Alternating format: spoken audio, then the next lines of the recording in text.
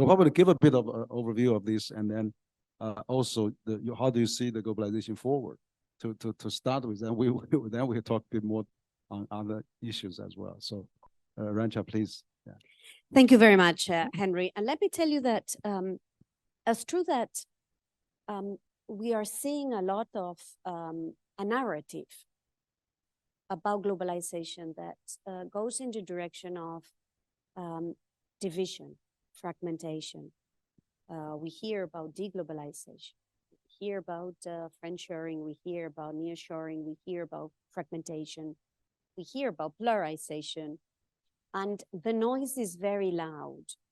When we look at the data, for now, the data is not showing us. Data is showing much more resilient economic ties that are in some ways probably moving from one country to another, but not necessarily going back national. So the rhetoric is very nationalistic. The economic data is still showing interdependence. And maybe this is because, you know, this global connectivity that we have built over the last decades is very sticky. It's very difficult to undo because it has a logic. It has a logic of comparative advantages. It has a logic of value chains that have been invested by companies through very heavy investments in the last decades to make them work. So we are seeing a divorce between the narrative that is going in the direction of division and the data that still shows a lot of interdependence. I guess our task is to make sure that our policies are not driven by rhetoric, that our policies are also driven by some sort of understanding of the economic underpinnings of our real. And it's clear, Henry, that what we have at the moment is a tension between two worlds. On the one hand, we have the world of security. Security is pretty much a zero-sum game. And that's one part of the equation. And on the other side, we've got the economics, the comparative advantages, the value added. And this is not a zero-sum game. This is more a win-win. So how do we find a new balance between those two worlds, the world of economic and the world of security? This is the task that we have ahead of us. It's true that for many reasons, we probably have to find this new balance. Probably climate and climate resilience is one reason why we have to find this new balance. We have to, businesses understand this very well. They cannot make their value chains. They have to make them climate proof. They've got to invest more on the side of security for climate reasons, and probably be a little bit less efficient, but be more capable to resist the impact of climate change. We have the sector of raw materials, where there is a lot of concentration of production of certain raw materials in very specific locations around the world, and where probably it is fair that countries want a little bit more diversification in order to build a bit more security of sourcing. So this quest for security is an important one.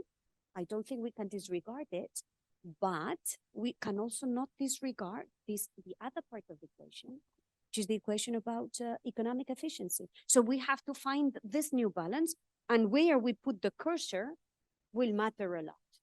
So this is, in my view, the conundrum we have today. Obviously, I have not spoken about technology. I'm sure we'll have ample time in this conversation, because the security and the technology on the technological space is a very big part of where we have to find this new balance and get it right. If we are to continue to benefit from this win-win that is that can be international trade and that can be open markets. That's right. Great. Thank you. Thank you, Minister Arancha. Actually, I agree with you. Actually, I found this is very compelling, is that the law of economic, it has its logic and it has its rhythm and has its powerful momentum. And so sometimes people wants to, think about other things are more important, but actually, as a matter of fact, that the integrated economy, embedded economy of each other is sometimes so resilient. And we can see actually until now, we haven't got the Third World War happen. I mean, we are quite dangerous now, but it was because of the trade, investment, people flow, labor flow for the last 70-some years. I mean, that globalization has been really prevented us from the Third World War, and this economic, movement, which is, I think, has made the world more prosperous. It's so important now. And so you mentioned about, we need to really stick to more on the economic and trade, which is absolutely so important. And China is a good example. China has benefited from this global trade and has lifted 800 million people out of poverty. And China joined WTO in 2001. China's GDP has gone, 12 or 13 times. And that is exactly, because of this openness that China has been able to lift 800 million people out of poverty. That was a contribution of the China, but also the world, of trading with China. So what do you see of now we have a regional, trading blocks coming up? I mean, we know WTO is still trying to overcome some challenges, but we see, RCEP, we see CPTPP, we see NAFTA, no, it's USMC, and all those agreement coming up. So how do those regional things, are they going to promote WTO more perform, or are they going to fragment a bit about the regional trade? So there's a polar regionalism, and so what do you think about that? And then there's also, we see there's a BRICS countries coming up. There's also Belt and Road. That more on the infrastructure, but on the trade side. So do you think this regional, that the free trade agreement, would that be also can be upgraded like CPTPP? Could be another mini WTO. I mean, UK has joined CPTPP now, and China wants to join. So I'm a little puzzling about this two front, and that's what probably the challenge of WTO to have as well. Maybe you can share some of your expert analysis or answer for that. Yeah. So I would say that what we are seeing is a lot of activity on let's call them mega regions, right? Big regional agreements. You've mentioned a few in Asia, whether it's RCEP or whether it's CPTPP, which is a mega regional around the Pacific.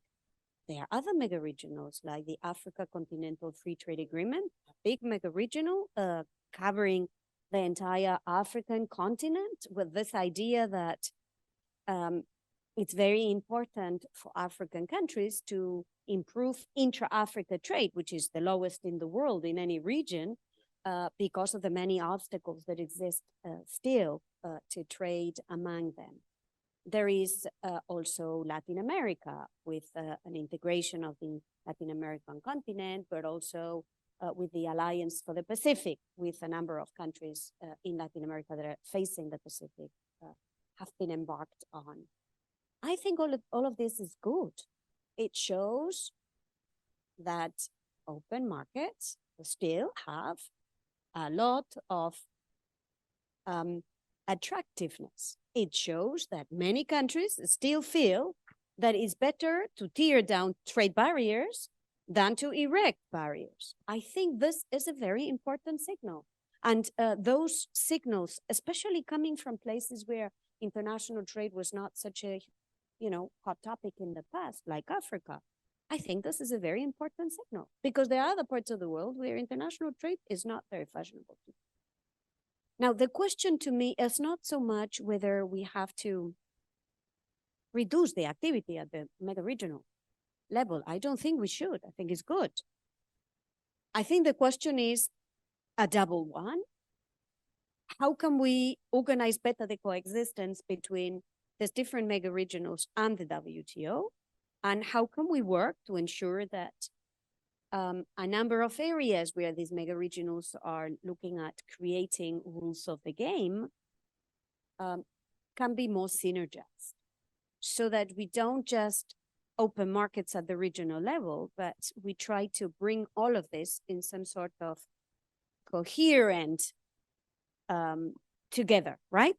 So take, for example, a sector like rules on digital trade. A number of these mega regionals are looking at rules on original digital trade. That's very good, but at some point we're going to have to look at how these different regions can be brought together in some sort of coherent, perhaps, WTO framework.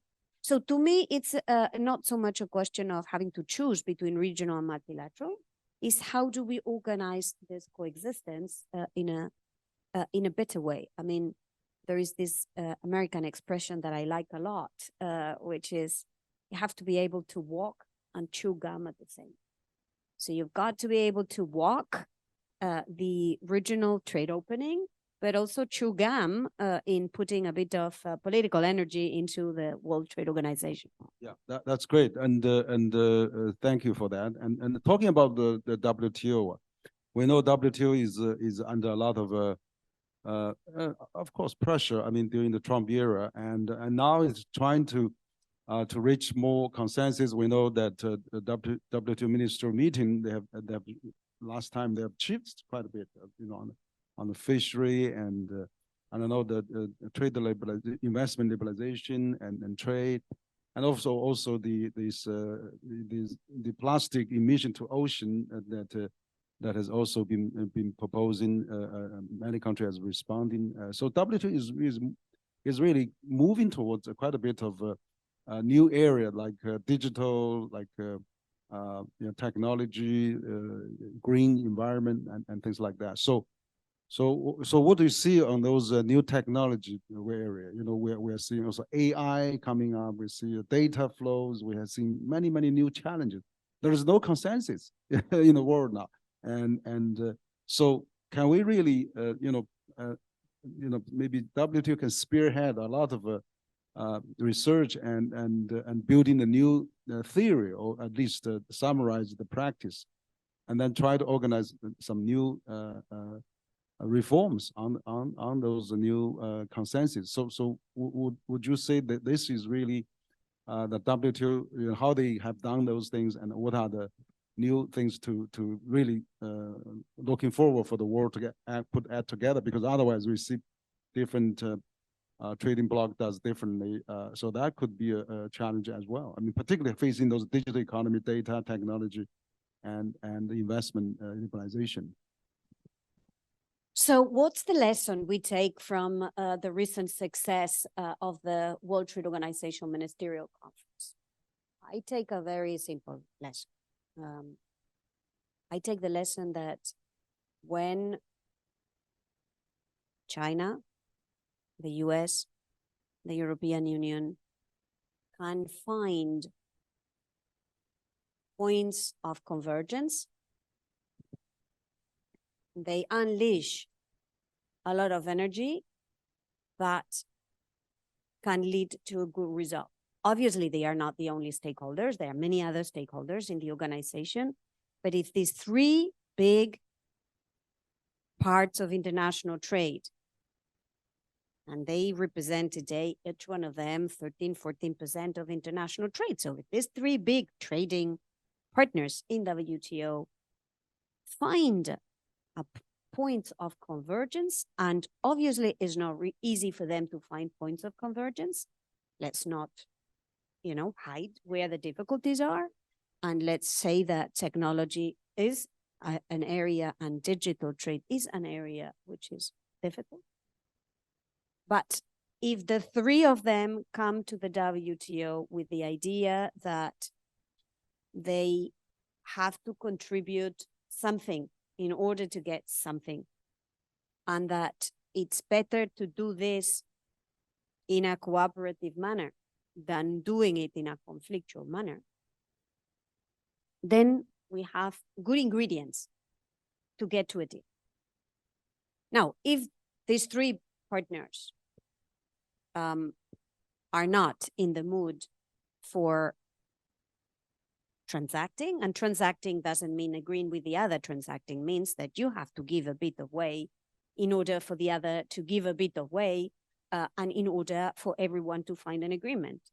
If the disposition is not there, then it's very difficult for the WTO to get to a result. When three stakeholders that represent the big part of international trade that these three big countries represent today, when they are not in a disposition to get to a result, when they don't come with flexibility, when they do not see the interest in sitting down and negotiating. And again, negotiating is not agreeing with the other. Negotiating is being in a position to give something in order to make sure that the others also give something and we get to a result. That's how you build a trade agreement.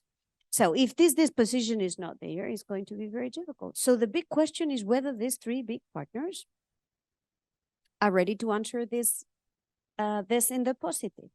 And that is where, in my view, we have to put a bit of political energy. And it starts again with this idea that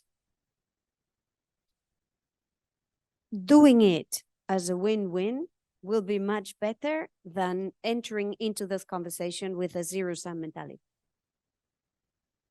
Good, thank you. And yeah, that's really the case. I think recently, just about a month ago, I hosted the three, as you said, the three largest economies, three largest emitters, and on the climate roundtable, I invited the China climate envoy, Minister Xie Zhenhua, and he's actually going to US now.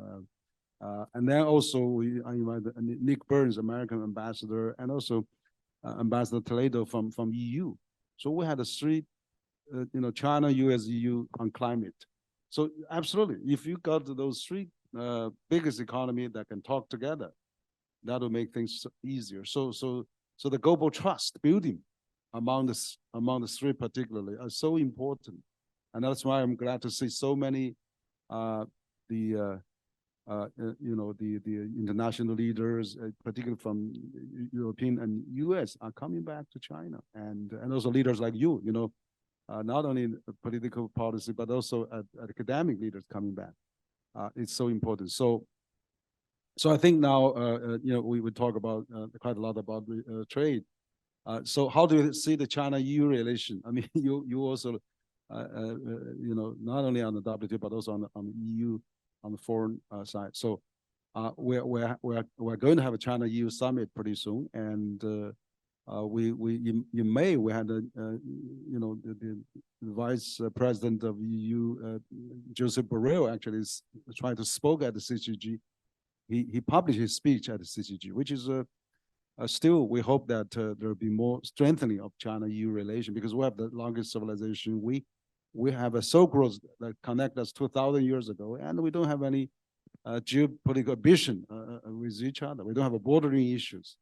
So how do you think we can strengthen the China-EU relation? Perhaps from a European leader like you, we'd like to hear from you as well. So I think there are many reasons why this is an important relation. And it's an important relation both for the EU, but also for China. This is the beginning of this conversation, right? So I think we start from the premise that we can have we are both important to each other, and that how we manage this relation will matter for how much we can translate this potential into reality. And we can see, take climate change, an area that Europe feels very strongly about. And it's not ideological. It's basically because our younger generation in Europe want the fight against climate change to be priority number one. They see this as an existential threat to them. They see this as an intergenerational issue. They think that if we don't take the measures that we should take today to protect our climate, they will be on the short end of the stick. And I'm sure that if we ask this question in China, is exactly the same. So here we have a big space where to build together. Fight against climate change.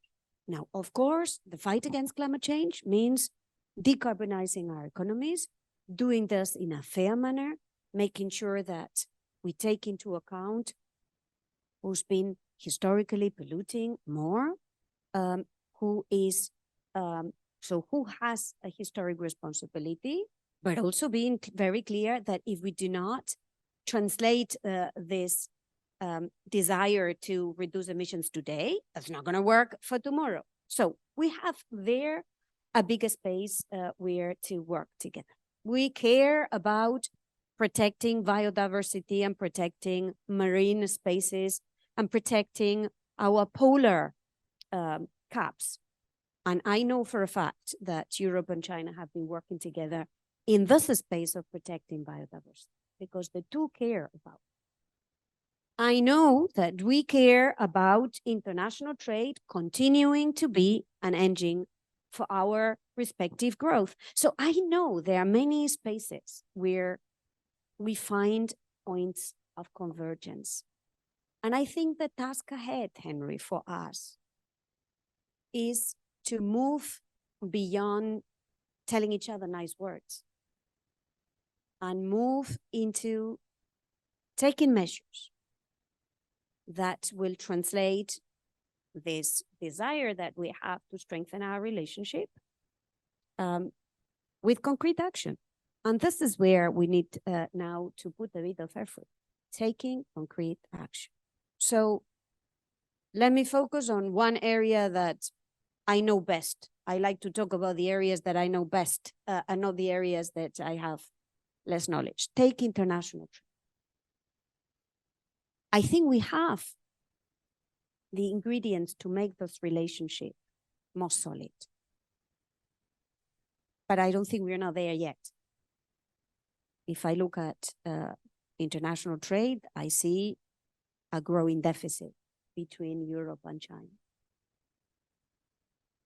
And I think this can be resolved. I think this can be addressed.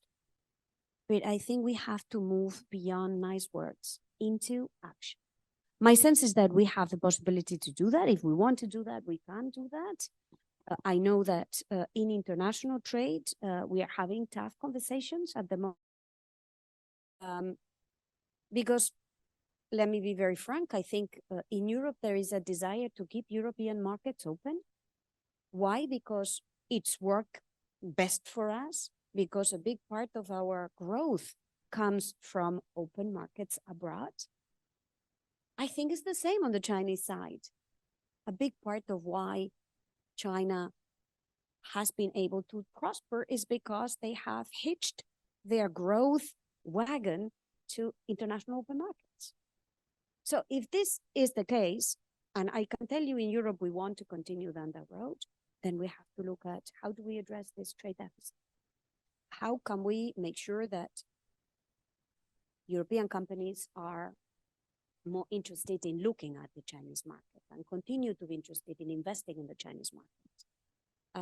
Because they see there are opportunities here and there are fair opportunities here. How can we make sure that China can continue to access the European market because there are fair opportunities for Chinese companies in Europe. So this is where I think we have work to do.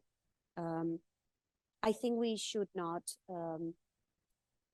avoid talking about the things that are maybe, less nice that we have to deal with. It's better to tell each other how we see it, because this is the beginning of having a conversation to address that. Oh, actually, thank you for your very constructive suggestion. Actually, I totally agree that actually you talk about the data act not supporting. For example, last year we had a historical trade data with US. Also, the data with EU also has gone up on trade. But of course, I understand the our European friends are worried a bit about the trade deficit now that they have it. But that's exactly the point, that maybe we need to strengthen the trade, maybe not de-risking too much, and then also with this subsidy on the clean energy vehicle, we have to be very cautious not to bring that into trade friction, or trade conflict. And so I think certainly we hope to get more technology, sales from EU to China, and I know there are some restrictions. So certainly there could be more done on the Chinese side as well. For example, we have more tourism. We actually had a lot of tourism going to Paris, to Italy, to Spain, and I think the COVID has impact, still recovering on that. But gradually, I'm seeing going to recover. So absolutely, trade and investment and economic activity on the bonds and on the strong ties that we have to maintain, so that and also our share of the supporting for the multilateral system is so important. So I agree that we need to strengthen our trade and also improve our balances, but also relax the restrictions on each side, each other as well.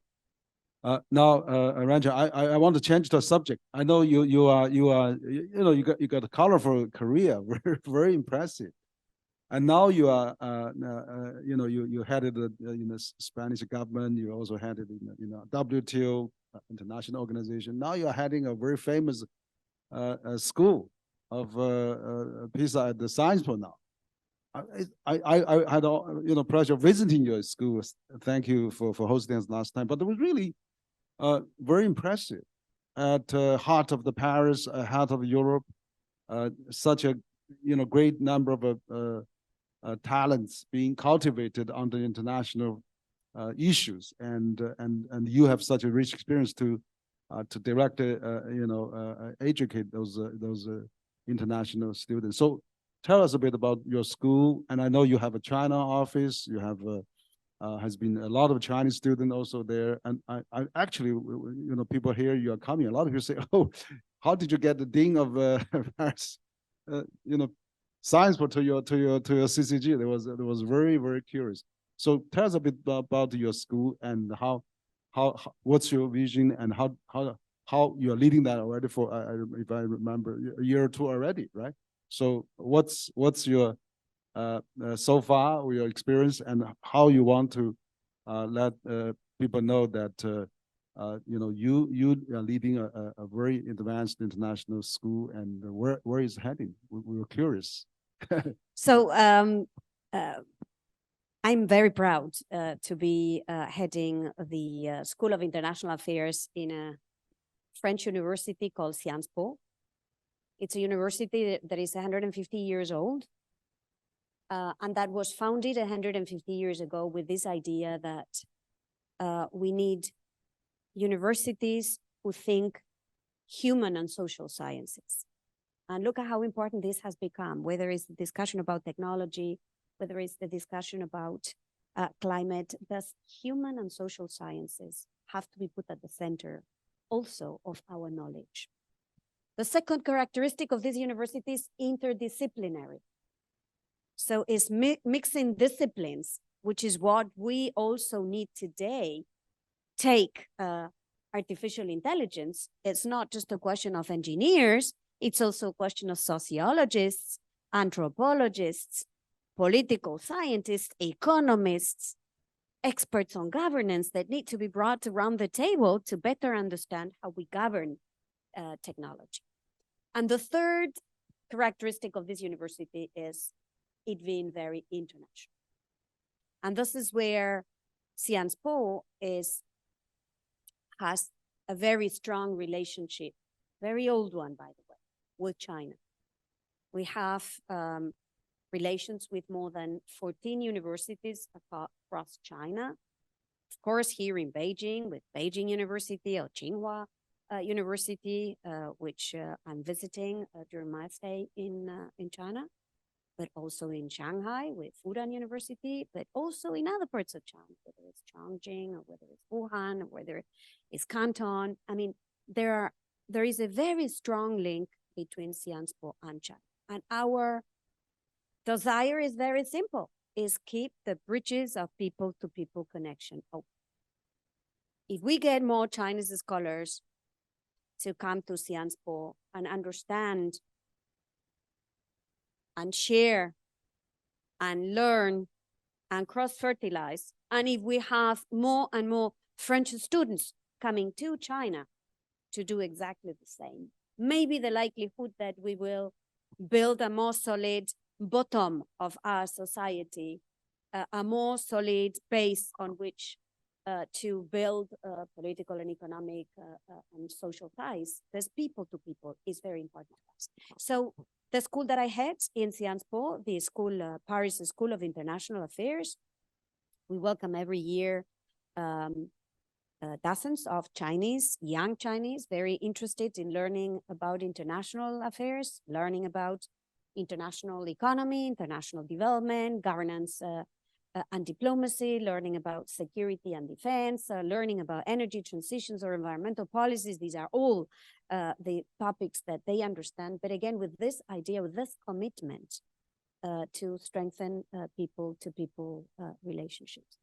We have an office here in Beijing with colleagues that are doing everything they can to convey this message and to appetize Chinese students to look at studying in France. They can study in French, but also in English in France, which shows, again, this commitment to interdisciplinary, international, human and social sciences that is ours in Sciences.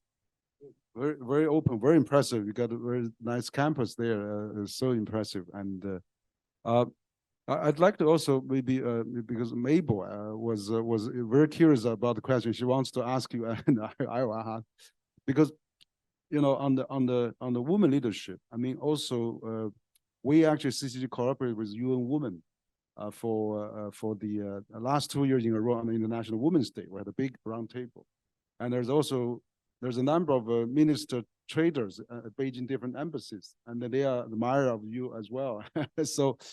So from professional point of view,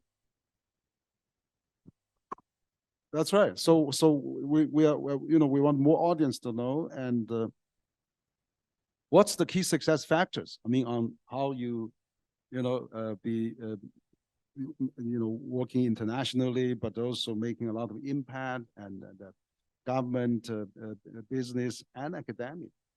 So what's the 3 or whatever key success factors that you have, or your secret or your therapy for others? I mean, or that we can learn from. How to make a woman successful? I mean, what should be done, and particularly for women leadership, where I think we need to know more about. I mean, that's exactly you are a role model for many people, and that'd be really interesting to know. Well, thank you, Henry, for this question. And let me tell you that it's a very interesting question to be asked here in Beijing, because it was here in Beijing that all members of the United Nations agreed to end discriminations against women. The Beijing Declaration was signed here. So Beijing is very closely associated with this idea that more equal societies are stronger societies. And this conversation, this is where we have to put this conversation, is about rights, because it's Article 1 of the UN Charter that says that there shall not be discrimination for reasons of gender, that men and women have equal rights, they should have equal opportunities. But it's a rights issue, but it's also the solidity of our societies, the solidity of our economies, the solidity of our companies or our think tanks comes from letting all these flowers bloom, making sure that every person, including all these women that are there, that are part of our economy, that are part of our businesses, that are in our public administrations, reach also the same level of responsibilities that men have reached. So I'm very adamant that we take concrete action towards equality, because I think it makes for more solid societies ultimately. And it's not an easy discussion. So how do we make this, how do we take steps forward in that direction? I think what I have found is very important is to frame this conversation. It's not a discussion between women talking with women about women. This is not the point. It is about societies working together. Because if we make this an issue of women against men or men against women, it ends up being a zero-sum game, right? So we end up like geopolitics in a dead end. So we cannot make this a zero-sum game. We have to frame this conversation as being about achieving win-win results. The second thing I would say is that, in my view, what's important is to, wherever we are, whether we are in the government, whether we are in the administration, whether we are in a company, whether we are in a think tank like CCG, is to take steps that we anchor in our processes, that we anchor in our institutions, that we anchor in our rules, in our laws. So not just do good things, but make sure they are part of our governance structures. Because we may go, but those that come after us will be able to benefit from these changes that we have inserted in our governance structures. And the third thing I think is very important is take whatever steps we can to help women that come after us, the younger generation. Work to make sure that we inspire them, we work with them, we give them this advice, or we take the time to mentor them, to provide them with what we have learned in our careers, the good things and also the less good things and the bad things, because there has also been bad experiences. I mean, I think we can all do that in our respective areas. I certainly do that a lot. I do that a lot in the university. I do that a lot with this younger generation, that they can learn from the path that we have already walked, and to the extent that it helps them, then it's good. So be kind to our other women. As I learned from my great friend, Madeleine Albright, who used to say, you know, there is this very special place in hell for women that hate other women. So be kind to other women also.